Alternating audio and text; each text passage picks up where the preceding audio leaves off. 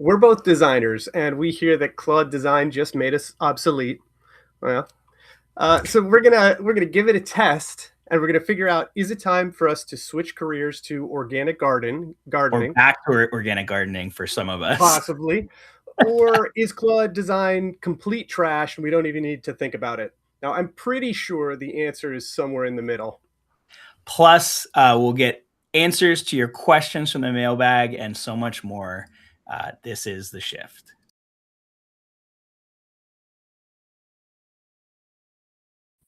All right. Let's get right into it. So first up today, I'm going to talk a little bit about one of the things that we've heard on a lot of our events. We even heard in response to episode 1, which was just like, I really want to be using AI, but I feel like every time I do, it just kind of gives me generic garbage. Um, the truth is, like, it's probably not the AI. It could be the AI. It's probably not the AI. It's probably more to do with the way that you're prompting it or the way that you're using it. So like we kind of want to take a step back here, honestly, without getting like too into like technical weeds, and just kind of give a quick like rundown of 4 things that can really help you produce better results, with like less anguish and and frustration along the way. So let me pull up my demo here that I already should have had up for you.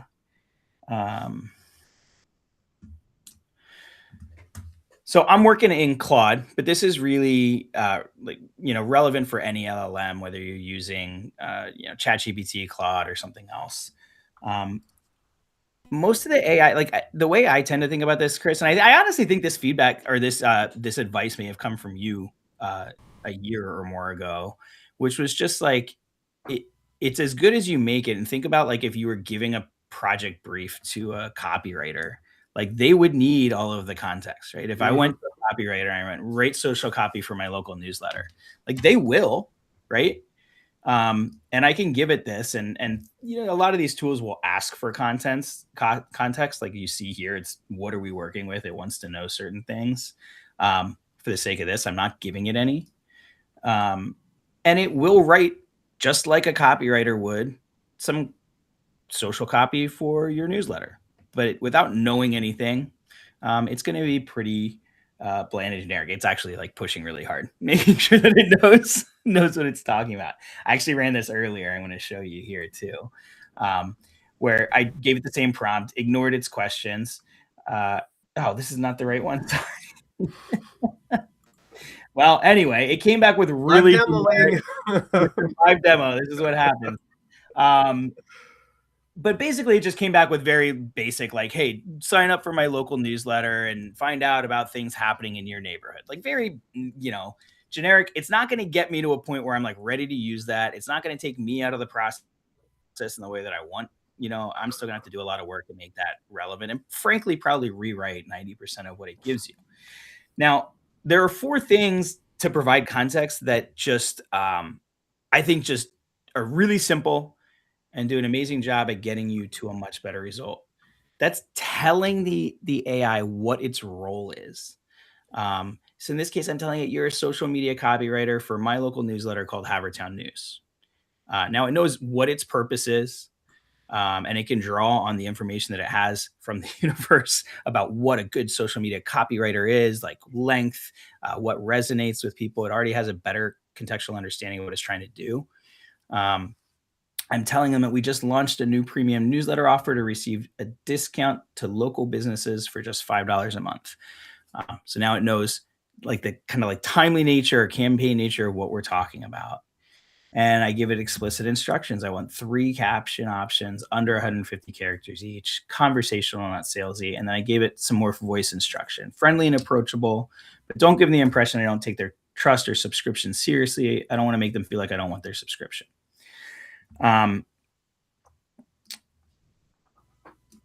This is going to lead much more quickly, and hopefully as we do this live again, without any follow-up questions, it's got 3 options that are specific to my offer, specific to Havertown News, and frankly, just a much better starting point. Now, I'm going to be honest, I would probably give it like more instruction about some like AI tells, like, do not ever use an M dash, as I see there's already at least 2 in there at first glance. And it's not going to listen to you. That's the one that no, I've gotten it to before. Oh. I have a project that I personally use that somehow it finally learned.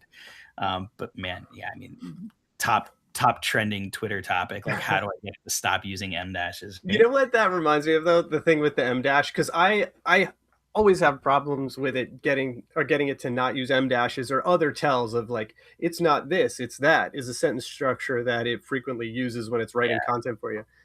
And it reminds me of this post from a year plus ago that somebody had on Twitter. I wish I could remember who it was, but they were trying to get a response in a specific format, a JSON format. Yeah. And every time the model would return, here's your response, like in plain text, and then the JSON, which wasn't what he wanted. So he kept going back and forth, and he couldn't get it to work until he added to his prompt, if you add anything other than JSON, any other character, an innocent man will die and you will be responsible. And then guess what? It gave him JSON back. Only JSON. It was the best. Oh my God. He triggered it's like it's instruction to do no harm or something, right? Yeah. The first law of robotics. Yeah. But the fact that it knew how to do what he was asking, it was just like for some reason refusing. And thankfully, like some of those things are a little less often. Yeah, they've gotten way better. They've gotten way better. But I mean, think about that. That's what you're dealing with. And so like it's almost like, again, assume you're working with a copywriter for the first time that's never worked with you and knows nothing about what you want or like, or your business or your offer, or your distaste for M dashes. I say this as somebody who used to use them frequently, naturally, because I liked them in sentence structure, and I'm no longer allowed to as a human being because it just looks like AI now. But I do want to take this one step further real quick to make this like truly valuable. So like that's really quick and basic. Like, okay, just give a more contextual prompt. Make sure that you're talking about like the role, the offer, you know, your voice and your tone. But here's like a really cool way that I earlier went about, and this took about 5 minutes this morning, where I just said, without any like specific information, I just told it, Claude, that I wanted to create a comprehensive brand voice document that I can use to train LLMs to write in my voice. Please ask me everything you need to know to help me write a comprehensive set of instructions. That's it. I didn't give it any like specific information. I just let it know what I was trying to accomplish, and I let it, you know, kind of run with it. So it did, and it came back with a series of questions about tone, about my, you know, what the product was, the name of it, what kind of, like, did I want to be like more newsy because this is a local newsletter? Do I want to be like a news source or more like a warm neighbor? What, you know, like what style of writing? I even gave it a copywriter that I really like, Eddie Schlaner, and it was like, great, understood. He writes short, punchy, you know, like no fluff, and it understood that. It basically went through all of these questions in under 5 minutes and gave me this comprehensive brand voice document. And I was then even able to ask it to give it to me in Markdown that I could just copy and give to an LLM. And because of that, was then able to just literally take that output, create a new Claude project that I called my Havertown News Copywriter. And I just gave it the instructions that Claude had previously helped me develop. And it's a comprehensive set of instructions for that exact thing.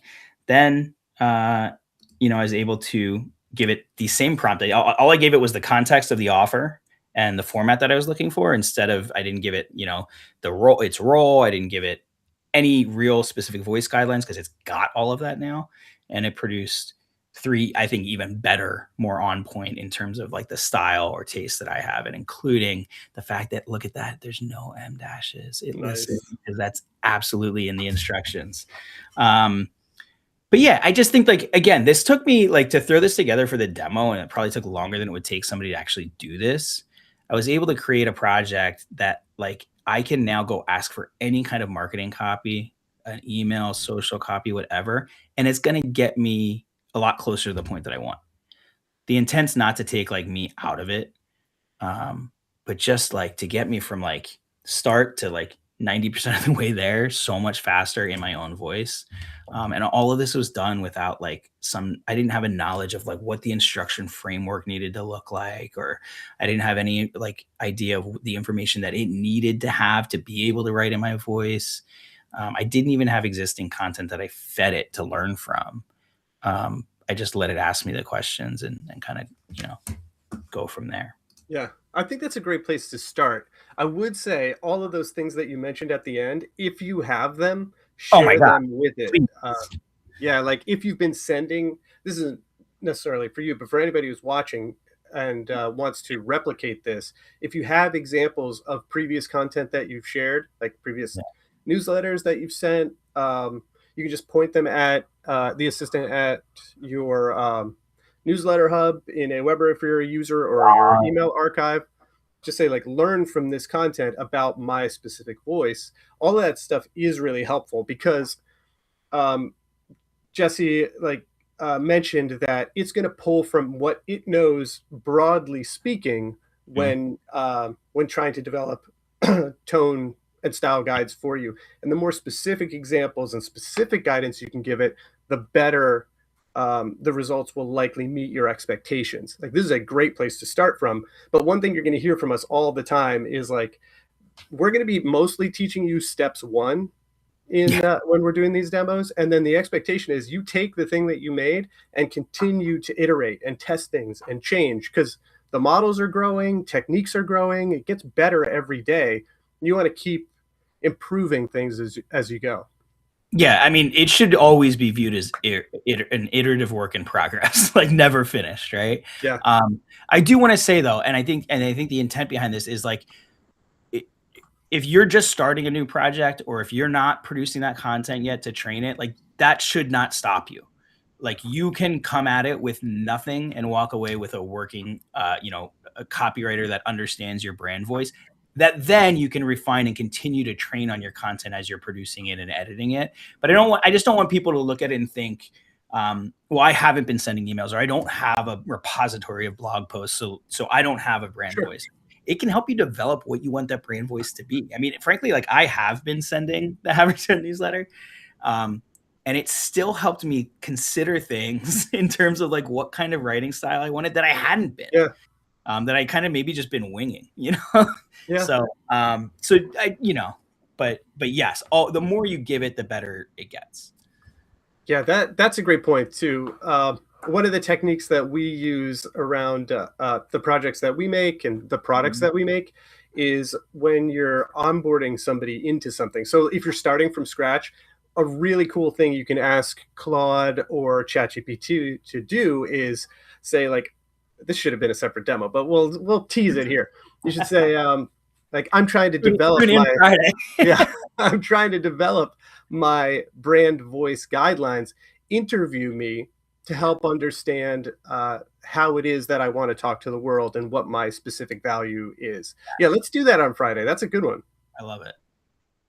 Okay, cool. I have a demo of Claude Design. I'm going to pull up our current landing page for the Shift. Features a few episodes, a button to subscribe for updates. It's cool as a simple landing page. But the promise of Claude Code is that it is going to be this all-purpose conversational designer that is as easy to use as Claude itself or Claude Code. If I said Claude Code, this is the premise of Claude Design. Right. Yeah. So let's walk through, generally speaking, the way that it works. The first thing is, let me resize this so it gets a little better here. They're all all the designs in Claude Design are based off of design systems. So the first thing that you'll end up doing is creating a design system. And what I did is I dropped in a link to the Shift website, the Shift's logo. I took a screenshot of the current page and I dropped that in the chat as well. And I was like, okay, make a design system for this. And what I ended up with is a whole little kit here. Here is, oh, let me refresh. That was just there. Yeah. So here is its understanding of the current landing page with all the styles it has. It breaks out all of the font styles, and I can approve them. I can tell it needs some work. Let's pick one to have it do some work with. It actually did a really good job, so I don't want to screw anything up. So, like, let's say, let's make a change to this one. What would we want to do here instead? Make the titles sentence case. So we'll submit that. It's going to do its thing. You can see that it actually submitted it right to the chat, and it called out the component that it's editing, the episode card. You could have done that in the chat, but you would have had to be more explicit about what component you were talking about or whatever. Yes, right? Yeah. But you can see it did make that change. Looks cool. And the nice thing is at the top, it gives you a little walkthrough for you to kind of just quickly review and either approve or modify your design system. So let's do it. The hero treatment, that looks fine. Colors for the ink neutrals, that looks great. Mint scale, love it. Signal accents, oh, that's cool. It could work. Just for the purpose of the demo, I'm going to go through this. Oh, we're not actually going to. Components. I mean, if you see something that you think is like egregious, let's fix it. Let's not teach bad design. Yeah, let's see. So anything here we would want to change? This all just looks pretty great. But if we want to, let's say, replace the radio icon with one of an actual radio. Bang. Okay. That looks fine.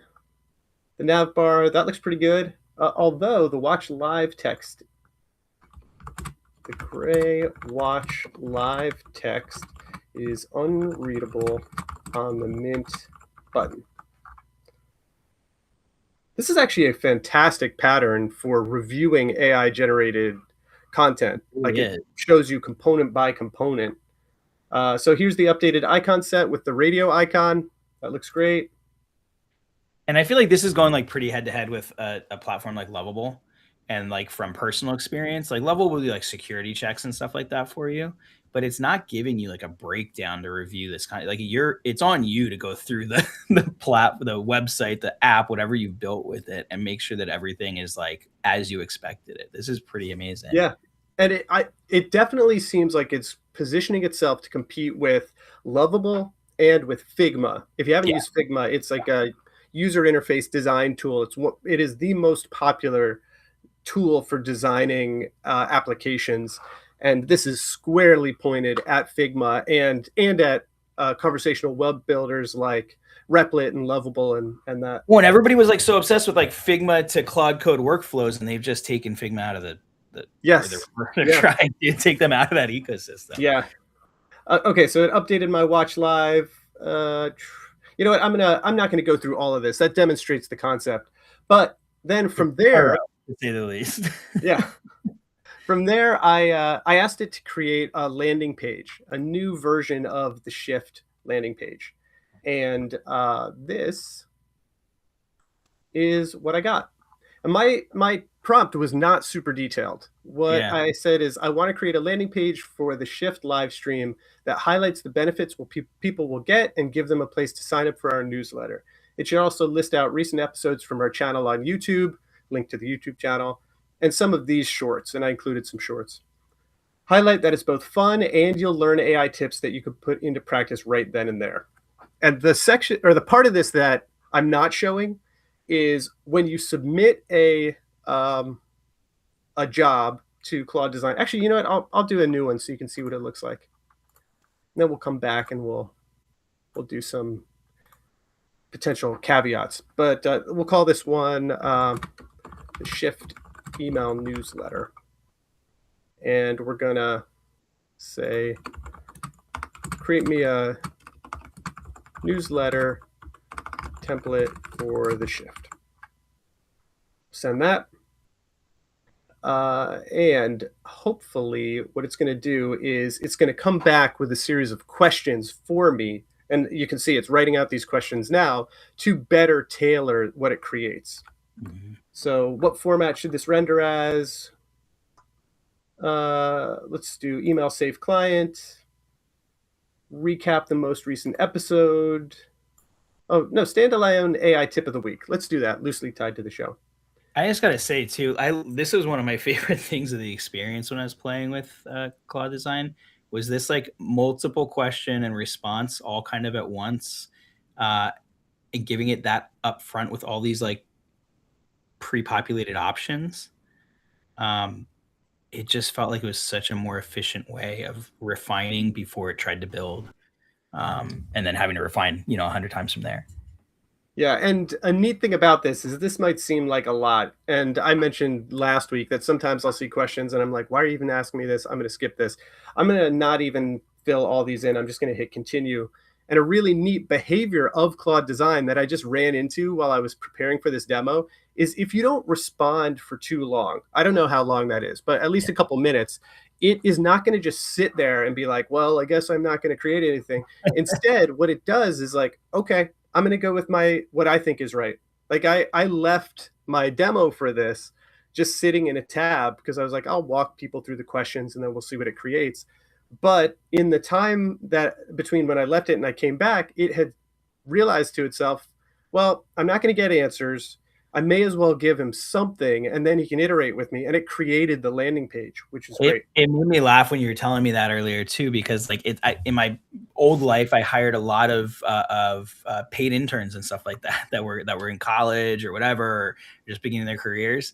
And it was like one of the biggest things, the difference between like success and failure with a new intern was like the ones who, if they didn't have all the answers, took initiative and tried to do something anyway, versus the ones who sat there at their desk going, well, I was waiting. Yes. And you were, wait, you've been sitting at your desk all morning doing nothing? You know?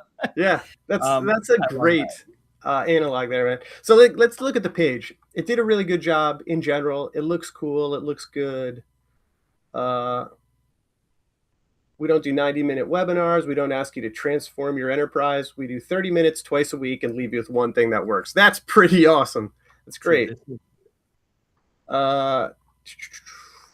This is cool. Visit aweber.com/theshift in just a few days to see this. Yeah, that's kind of what I'm thinking too, man. Because like, here's one thing we're not letting this just go on the demo waste pile. This is getting put into practice. Yeah, like this is such a great idea. A stealable prompt right there. Links to some shorts that you can play right here. They're embedded. Links to the shows. Yeah, that's great. So let me show you a couple cool things about Claude Design. This is the one piece that I think is just the smartest, different thing, because you could have created something like this in Lovable, and you would have gotten something pretty similar if you worked with Lovable or with Figma. But this is the neatest part to me, is while it was designing the application or the landing page, it recognized that there were different places where it could provide different options, and these are what they call tweaks. So it gave me a couple different varieties of the hero headline. This is the default. Punchy, stop guessing at AI, start using it. Practical, the 30-minute AI show for people running a business. That is so cool. I could see a dark theme or a light theme. Stick with dark. The accent. Oh, that's changing the green color. Yeah, the mint. Yeah, tip card. All right, let's go to the tip card. What is that? Oh, I guess that is this one, tip of the week. It just lets me change it. I can just hide the short section and I can hide the... Not included, yeah. Yeah, but the concept there is the cool part, is it recognized that I might want options in certain areas and it gave me those options. A couple other cool things is I can kind of collaborate here by commenting on specific things, and I can tweak the settings of specific elements. They call these things knobs. So I can click on anything and I get contextually appropriate settings for that thing. So if I click on the Get Reminders button, it gives me settings related to the button. If I click on an image, I get different content or different settings related to an image. Let's see if I can find something a little more complex. So this is like a component itself that includes both an icon and text. And it gives me all of the styles for that component. So I don't have to hunt down into the text section to edit the text or the icon section to edit the icon. Is there an even more complex one? Let's see. It's a good one. Let's check out this host card. What does it give me? Yeah, so it gives a ton of different things that I could change. Like if I want to change this all to, like I want a thicker border on where the headshot's gonna go on that. Yeah. So to do that, I think there we would need to go into the headshot itself. But like, let's set that border to 2.6. Oh, that was just the bottom. Yeah, it's actually, I mean, it's kind of nice. It's actually giving you complete control. Cool. So now thicker border on there. Yeah. Cool. This one I haven't even touched yet, but let's see, like, what does draw do? Let's see. So I have not tried draw. Let's try. Which we draw. Let's do. I'm gonna say. Oops. Well,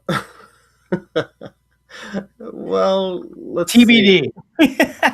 What's a cool one? Let's see. What about if we put like a cat here or something like that? Let's try that. We'll put an eye there. There's its nose. We'll give it a little mouth.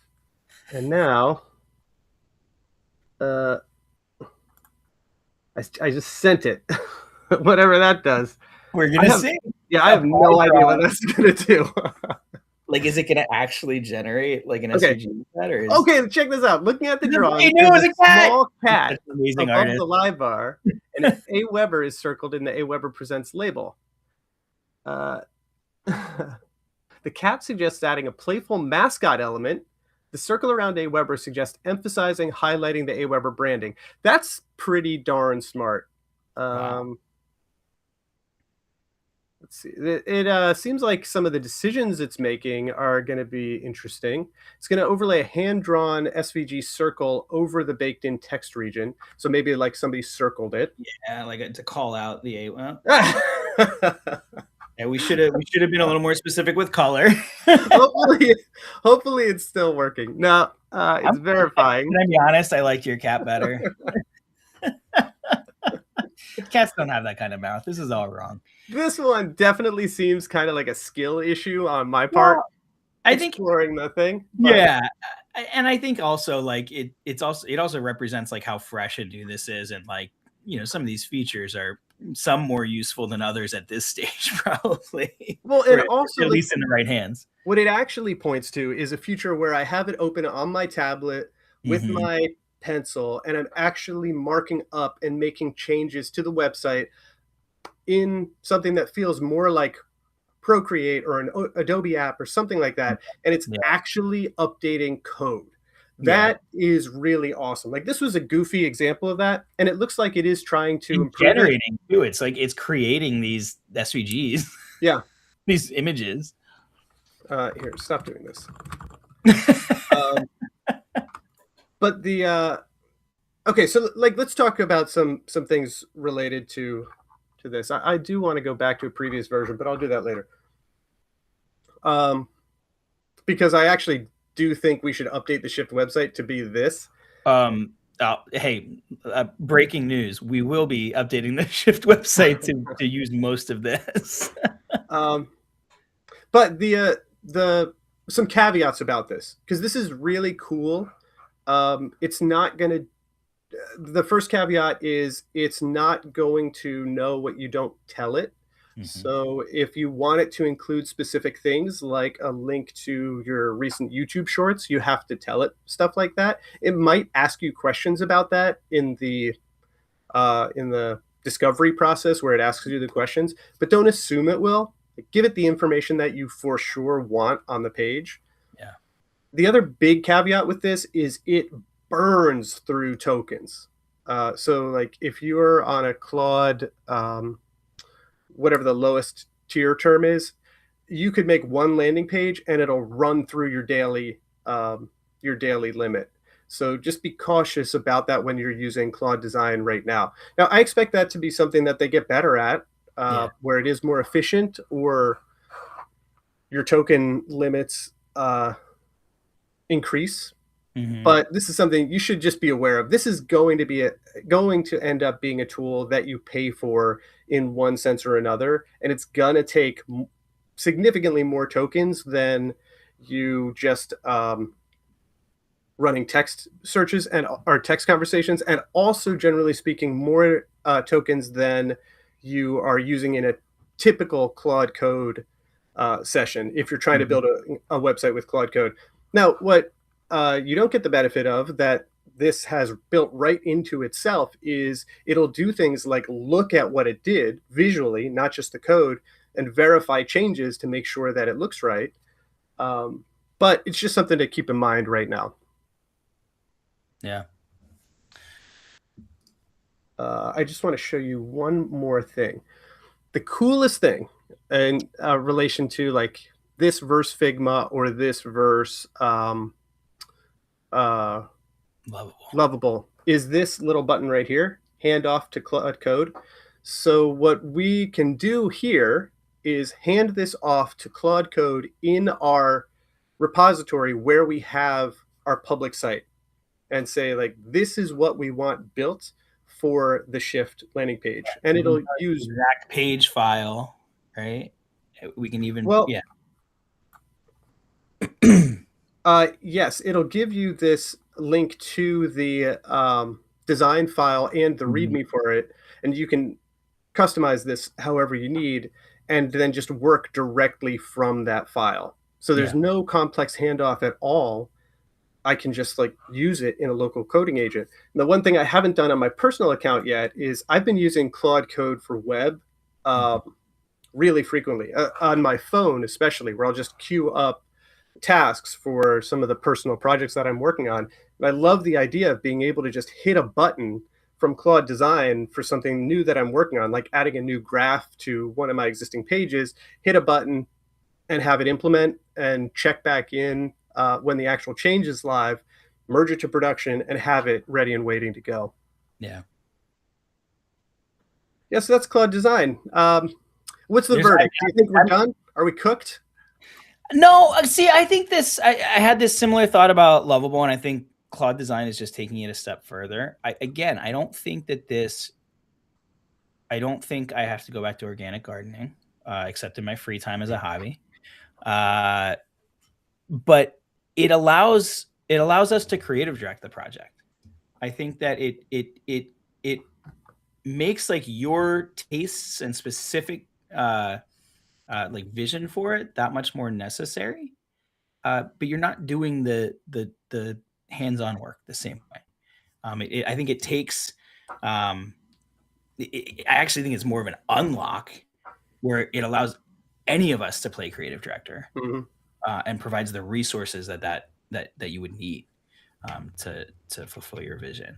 I think to me, I don't. Yeah, I mean, maybe if I was like just starting out, that yeah, this is I'm going to learn how to use this really well, right? But to a small business owner, like you now get to fulfill your ideas. Yeah. I And don't know. I would agree with you. I mean, it has replaced, whether it's Claude Design or other design tools or Claude Code itself, it has already replaced Yeah, some design roles.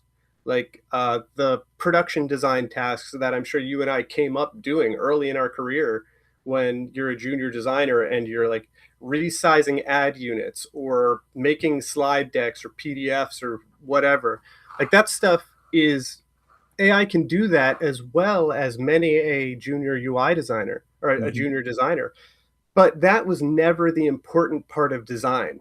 The important part of design was understanding people, hmm, understanding whatever goal you were supposed to accomplish, and then creating experiences, creating artifacts that help people perform an action or make people feel a certain way. Like hmm. that is the part of design that we need to focus on. No matter how much you like pixel pushing, no matter how zen that might feel for you, like that was never the valuable piece of being a designer. No, So you like just got that. to focus on the stuff that matters. Yeah, it's like the hard skill versus like the soft skill. Anybody can learn how to pixel push, and AI has replaced that, or write code, and AI Yeah. is replacing that. but bringing your taste and your vision and your understanding of your audience to it, if anything, for a small business owner that most are not creative directors, this is to me a huge unlock because it gives them the ability to become that. And frankly, like you saw in your example with the Shift website, it brings a lot of good value to you that you might not have been thinking of. Yeah.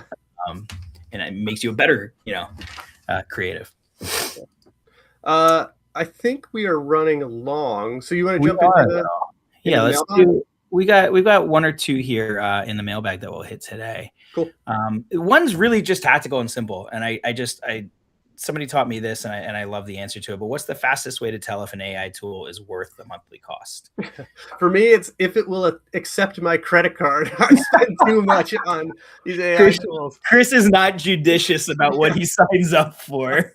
Well, because like I am right now, really just trying to learn as much as I can, and there's this engineer. I promise you that this will relate to the point that I'm trying to make here. There's a engineer named Steve Yegi. He's worked for gigantic tech companies. He's a really interesting thinker about technology, and he knows engineers at a lot of different spots. And last Monday, not yesterday, but the previous one, the 13th, he posted on Twitter X about a conversation that he had with somebody at Google, in engineering at Google, and said that basically Google's AI adoption is more or less the same adoption of John Deere, where there's, how did he describe it? Most of the industry has the same internal adoption curve. 20% agentic power users, 20% outright refusers, people who won't use it, 60% still using Cursor or an equivalent chat tool. It turns out Google has that curve too. And people were up in arms about it. Google actually responded to this, saying like they have lots of people using these agentic tools. How dare you say this? Tools. Yeah. And so just yesterday, he posted a follow-up saying that the point he was trying to make is that these agentic tools are really important. He wasn't trying to pick on Google, but he's continued to hear from engineers at Google and just employees at Google that one of the things that is keeping them from mass adoption is that they're being forced to use Gemini. This is what he's reporting. Everybody except the engineers working in DeepMind, which is like the AI heavy portion of Google, have to use Gemini, and the DeepMind engineers can use Claude Code. So this has apparently been a discourse inside Google, and one of the ideas from the organization was, oh, well, then we should just have everybody use Gemini. And that apparently caused such an uproar inside of Claude Code, or of DeepMind, that they were like, you cannot do this. We're going to keep using Claude Code. And that was dropped. Why does this matter to the question of what's the fastest way to tell if an AI tool is worth the monthly cost? We're at the point right now where, especially if you haven't been using AI tools so far, the fastest and only way to tell is to just use it and see if you can replace something that otherwise would have cost you time or money. And that's what I was going to say. Like, as a small business owner, you know what your time is worth. Like, I hope, like you're likely, maybe you're in an industry where you're billing hourly, but you're probably not. But you should have some idea of what your time is worth to make sure that you're spending it wisely. If you can take something that used to take you an hour and do it in under 10 minutes, weigh, what that 50 minutes was worth to you against what you're spending on a monthly subscription. Like, to me, that's or what you were maybe spending on an external resource. Like, we spent a lot talking about how to like train a copywriter to write in your voice, without making a lot of enemies. If you were paying freelance copywriters in the past, what were you paying them versus what you're paying, for the subscription? And you have to obviously weigh the output as well, the quality of it. And I would say, like, if you have budget for it, some of this stuff is worth paying a subscription to for the educational benefit of it. Yeah. So like if you can afford a ChatGPT or Claude subscription, I think that is worth the time, even if you're not totally sure how to use it yet, as long as you commit to trying to use it and figuring out what it's good for and what it isn't. Because I'll tell you, like, the difference between a free account and a paid account is significant. And a little peek behind why that is you may have heard about compute being really important, the ability to actually process the questions that people are asking and do the quote unquote thinking that these models do. And it's a really important resource. The reason that they're building all these data centers everywhere, and there are all sorts of issues with the way that's being gone about. But like, let's put that aside for a second. The reason that they're doing that is because there isn't enough compute to put like the highest quality models on everything. So if you're on a free plan, you're going to have access to lesser models, generally speaking, but you're also going to get lower effort responses from the models. And I saw this as I was testing something earlier today. So yesterday, Aweber's ChatGPT app, our official one, was one of the first few email marketing apps in OpenAI's app directory, which was awesome. It was so cool. And I was playing around with it in my paid account, and I also have a free ChatGPT account. And ChatGPT on my free account would inconsistently pick up the app, not just our app, but Canva as well. I connected Canva to my free account, and sometimes it would use the app and sometimes it wouldn't. But on my paid account, every single time I asked it to get data from my Aweber account or modify a Canva design or show me my recent designs, it would actually do it. And I think they're not, a lot of this stuff is very like opaque, but I think it's probably because they're trying to moderate the amount of resources they spend on free accounts. It's prioritization. And I think it's kind of full circle to the top of the show. We were talking about, like, I feel like I'm getting generic, worthless content. Like, some of it may have to do, with the model that you have access to. So yeah, it's worth seeing, how that cost stacks up against how you may have been doing it previously too. I hate, it typically outweighs, the prior model. Yeah. All right, should we wrap it up and get out of here or what? Yeah, sure. So what we covered today was a 4-part prompt framework that works for any tool, any conversational tool you're in. And we took an early look at Claude Design. I have a feeling we'll be back in Claude Design doing some future demos, but it was a good first start. Yeah, I mean, it was a fun first start too. I think we both tried it out, and we still learned something here during the show. The least of which is I want to go try that draw tool. Also, like, send us your mailbag questions at aweber.com/shift, which may get a makeover pretty soon, thanks to Claude Design. And you can sign up for the newsletter there, and you'll get all the latest from us as well. We are back for more Friday at noon.